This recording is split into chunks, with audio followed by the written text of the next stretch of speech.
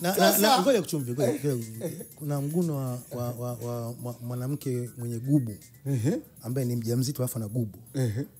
Yeye kama anapokea taarifa ambayo labda bwana kama kwamba bwana baba watoto wako huko yuko baa huko anazagazaga mihela hatari wakati nyumbani hajaacha hela. Wakati nyumbani hajaacha chochote. Ni kama jana sikukuu ya juzi yuko pale Shabaa pale yani anahudumia meza watu 20 nyumbani huko hoi. Nyumbani hoi haya. Mama mjamzito sasa afa na gubu ya ujauzito. Anagunaje kisikia?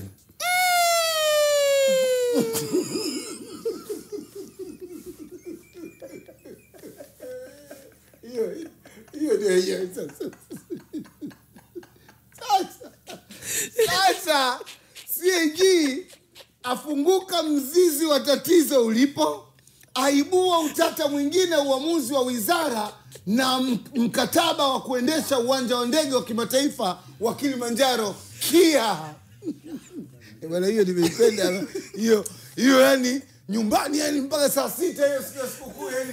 Wewe siku ya sikukuu watu bila akiapo anapanda simu ana King Mende hapo Shabaa. Yuko Shabaa hapa.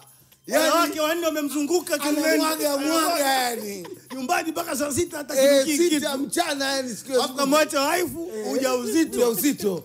Mimba miezi 6. Musa anagunaje?